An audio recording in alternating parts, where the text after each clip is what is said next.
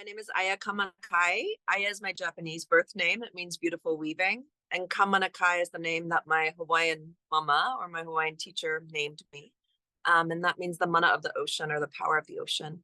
So I live in Maui, Hawaii. And for me, the land is such a big part of the work that we do. And my connection to land, my connection to the waters, my connection to the earth really is where I feel like I source a lot of my own power or my mana. And where I teach from is from this deep place of connecting to the elements and everything that's around me. Yeah. I very quiet, didn't know how to breathe. You know, I was hiding in my books a lot. I was a very shy little girl. I moved to America when I was 7 years old. So I had to kind of find my way with a new language, with a new culture, looking different, you know, never quite fit in Japan, but also definitely was an American. So it was kind of this interesting navigating and finding out of who I really am, right? And then as a kind of teen growing into adulthood, I was really deep in Christianity in the church, which meant that I had a lot of fear and shame around my sexuality. I was constantly told to cover up my body, you know, don't make another man stumble. There's all this, just shaming around our sexuality. And so what that meant was that as a young adult, you know, I left the church in my mid-20s. But even after I left, I was still a virgin. I'd never had an orgasm. I was completely disconnected from my sexuality and my gender. Like I didn't even know what to do with myself. And so years later, I found myself in a beautiful relationship with a man that I deeply, deeply loved. And our sex life was absolute shit, you know? Like nobody had really ever taught me how to be in my body. So I was dissociating a lot, leaving my body. And even as I started to get more comfortable and in the embodiment of my body, there was this one part that was always just completely shut down, which was my sexuality, you know. And so years into that relationship, I finally got to, it was like many, many different points of desperation where I was like, something needs to shift. There's something going on with my relationship to my sexuality that I need to address.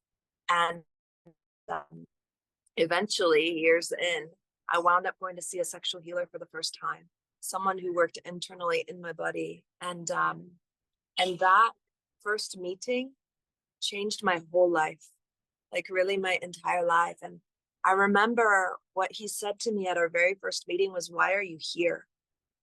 And I remember looking at him and saying, well, I thought that I was here to heal my relationship. I thought I was here because I'd love to have an orgasm one day. I thought I was here because I'm in my body, and it feels like this is one part of my body that's just completely shut down. But really, all I can think about when I sit before you right now is the fact that my bank account is close to zero. My creativity is gone. My business is flipping. And somehow I feel like that's connected to my sexuality. Am I crazy? And I laugh now because now it seems so obvious. I'm like, oh yeah, of course it's linked. It's all the same energy. You know, our sexuality is our life force. It's what we're brilliantly alive and fully ourselves. And what I experienced after that very first session, which I won't go into the actual session now, but what I experienced after that was that the more that I came alive to my sexuality and my pleasure, it's like everything in me changed. It's like all of me came alive.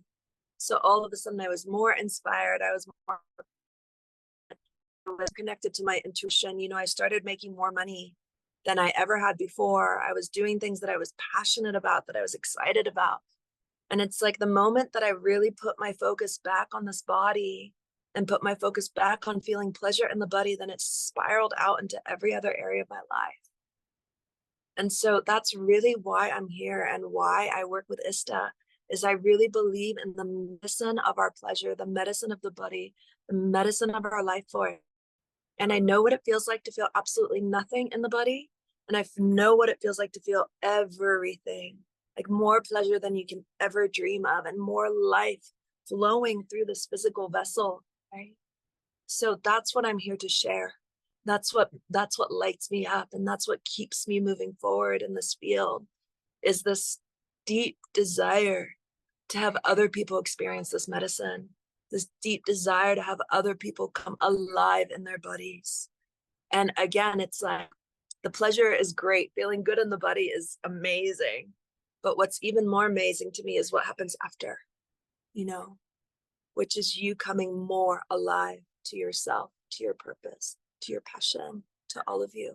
Yeah, and actually I want to speak not only to the women, but to the men, you know, to all beings, because this kind of work, coming into sexual healing work, it takes a lot of bravery. It takes a lot of courage. Our sexuality is something that's been shamed and suppressed for so long. It's not something that is socially acceptable.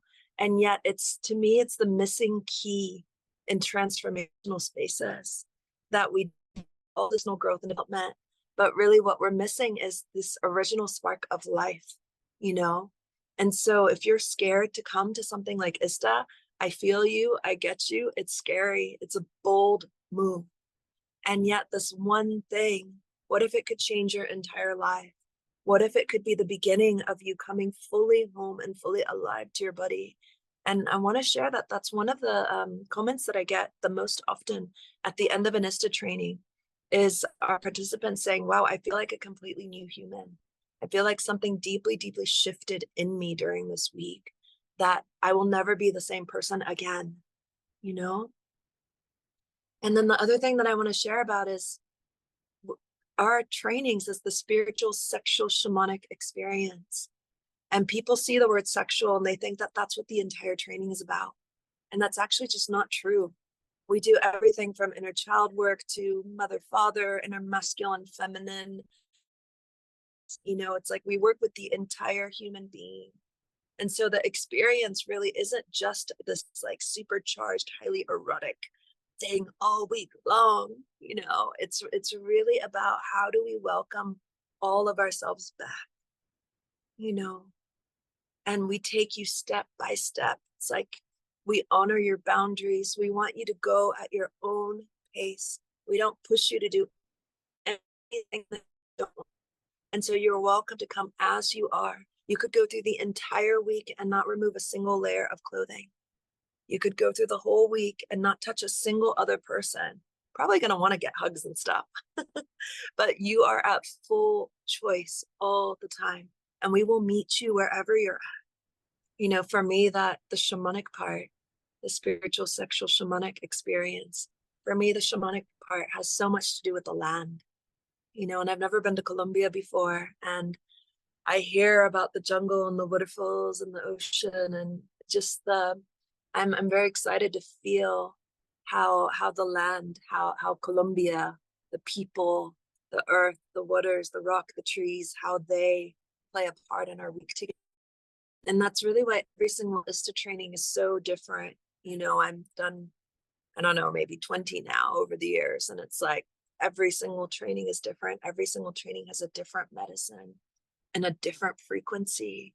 And I find for myself that even when I go to facilitate, it's always the land that calls me, you know, it's always some whisper of the land that's like coming in through maybe an invitation from someone else. But it's, yeah, I feel when I think about Colombia, when I start to bring my attention towards Colombia, I get excited about meeting her, meeting in medicine and seeing how she weaves.